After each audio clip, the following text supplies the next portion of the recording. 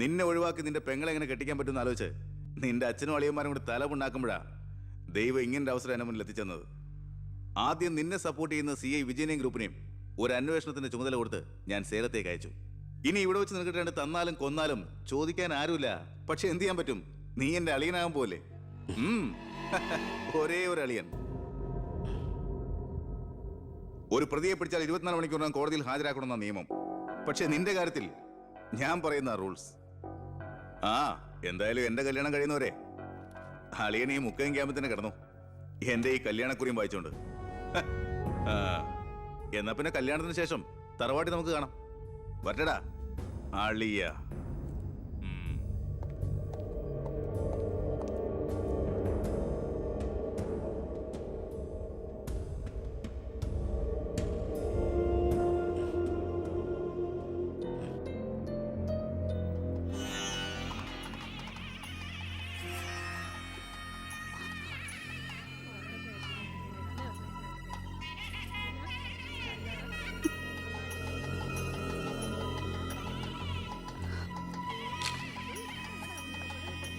ഇതുവരെ റെഡി ആയില്ലേ?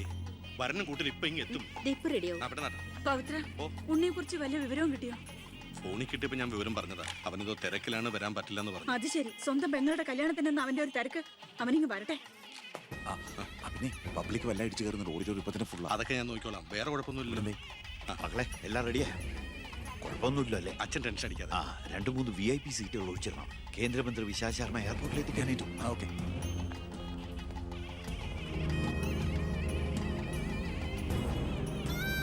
മോളെ,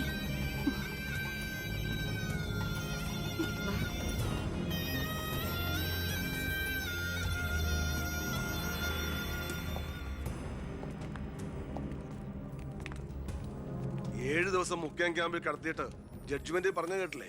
ഇന്നലെ ഉച്ചയ്ക്ക് കസ്റ്റഡിയിലെടുത്താണെന്ന്. എന്തായാലും FIR ശിക്ഷ ഇളവ് കിട്ടാനുള്ള ചാർജേ ഉള്ളൂ.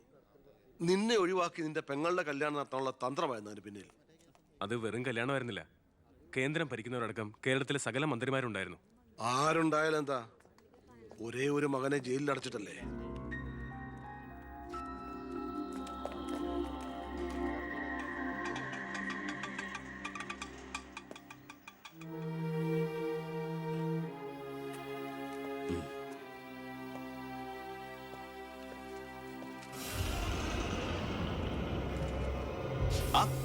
ഇതാര്?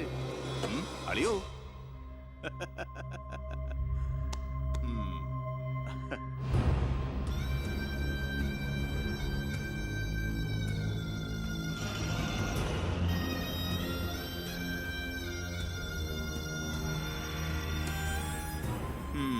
ഒരു ദൂരയാത്ര കഴിഞ്ഞ് വരുന്ന ലക്ഷണമുണ്ടല്ലോ.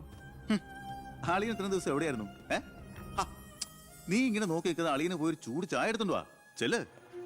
എന്തിനാ ഇപ്പൊ അങ്ങോട്ട് വന്നത്? കാണണ്ട നിന്നെ എനിക്ക്. വീട്ടിലൊരു നല്ല കാര്യം നടക്കുമ്പോ നാട് നന്നാക്കാൻ നടക്കുന്നു. മന്ത്രിയായി നിന്റെ അച്ഛനേക്കാൾ തിരക്കുണ്ടോടാ നിനക്ക്? ഞാനില്ലായിരുന്നെങ്കിൽ എന്താമേ, ഇവിടുത്തെ കാര്യങ്ങളൊക്കെ ഭംഗിയായിട്ട് നടത്താൻ എല്ലാരും ഉണ്ടല്ലോ. എത്തിയോ വിമതൻ? വിമതൻ ചെറുപ്പകാലത്ത് ആവേശമായിരുന്നു എനിക്ക് എൻ്റെ അച്ഛൻ. മനസ്സുകൊണ്ട് രാഷ്ട്രീയ ഗുരുവെ കണ്ടിട്ടാ ഞാൻ രാഷ്ട്രീയത്തിലേക്ക് ഇറങ്ങിയത്.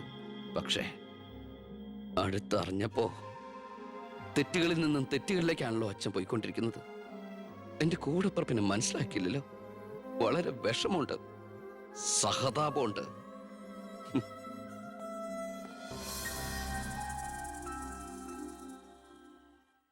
കൂട്ടക്കൊല നടന്നതിന്റെ പിറ്റേന്ന് മൈതാനത്തിലെത്തിയ ഭഗത് സിംഗിന് അവിടുത്തെ കാഴ്ചകൾ കണ്ട് സഹിക്കാൻ പറ്റില്ല. ചോര പുരണ്ട ഒരു പിടി മണ്ണ് കയ്യിലെടുത്ത് ആ ബാലൻ പ്രതിജ്ഞ ചെയ്തു, ഞാൻ എന്നെ തന്നെ രാജ്യത്തിനായി സമർപ്പിക്കുന്നു. എന്താ അവിടെ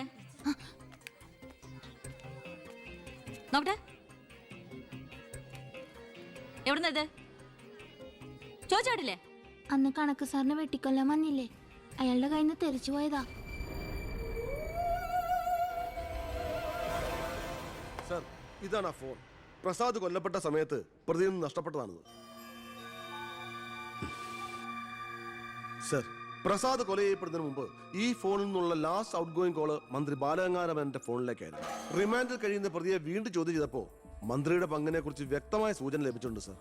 അത് മാത്രമല്ല സാർ, മണിമലയാർ ഡാം അഴിമതി കേസിൽ 2 വട്ടം നോട്ടീസ് അയച്ചിട്ടും മേനോ ഹാജരായിട്ടില്ല. തനിക്കിതൊന്നും ബാധമല്ല എന്ന മട്ട മേനോനുള്ളത്. ഇപ്പൊ വാറണ്ട് ഇഷ്യൂ ചെയ്തിട്ടുണ്ട്. എങ്ങനെയാണോ തന്റെ അച്ഛനെ ഇതിൽ നിന്നൊന്ന് രക്ഷപ്പെടുത്തിയെടുക്കുക? അച്ഛൻ ശിക്ഷിക്കപ്പെടണമെന്ന് ലോകത്ത് ഒരു മകനും ആഗ്രഹിക്കില്ല, ഞാനും. പക്ഷെ ആര് കുറ്റം ചെയ്താലും ശിക്ഷിക്കപ്പെടണം സാർ, പ്രത്യേകിച്ച് ജനങ്ങൾക്ക് മാതൃകയാകേണ്ടവർ. ശിക്ഷയിൽ നിന്ന് രക്ഷപ്പെടുമ്പോഴാണ് വീണ്ടും വീണ്ടും തെറ്റുകൾ ചെയ്യാനുള്ള ആത്മധൈര്യം കൂടുന്നത്. ഇത് അച്ഛനെ രക്ഷപ്പെടുത്തലായി നമുക്ക് കണക്കാക്കാം. തെറ്റുകൾ തിരുത്താനും പശ്ചാത്തപിക്കാനുള്ള ഒരു അവസരം. ഒരുപക്ഷെ ഇതിലൂടെ ഒരു മനമാറ്റ അച്ഛനുണ്ടായാൽ. അല്ലേ സാർ? കൂടുതലൊന്നും ഇക്കാര്യത്തിൽ എനിക്ക് പറയാനില്ല.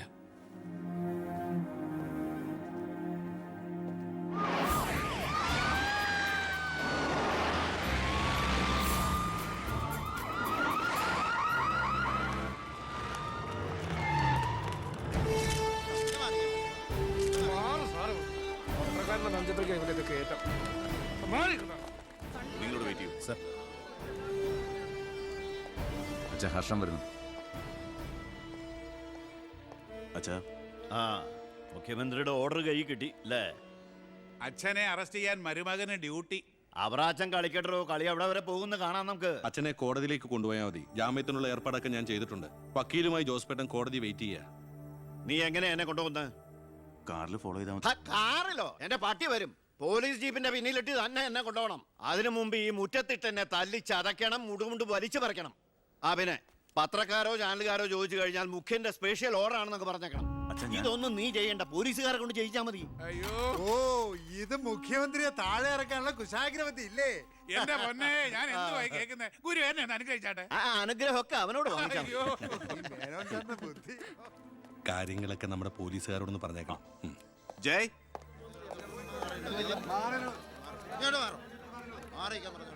പത്രക്കാരും ചാനലുകാരും ഒക്കെ റെഡിയാ. എന്നാ പിന്നെ തുടങ്ങിക്കും. നടക്കണം സാർ. പിടിച്ച് തള്ളൂ.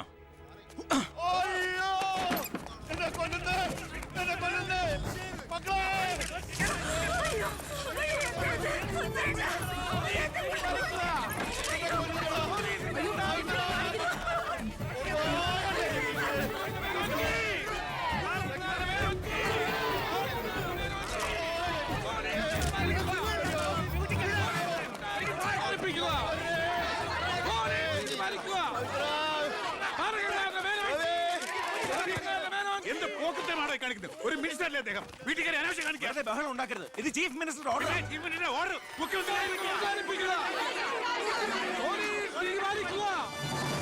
നമസ്കാരം. പ്രധാന വാർത്തകൾ. മന്ത്രി ബാലഗംഗാധര മേനോന്റെ അറസ്റ്റിൽ പ്രതിഷേധിച്ച് കേരളത്തിൽ പലയിടങ്ങളിലും അക്രമങ്ങൾ.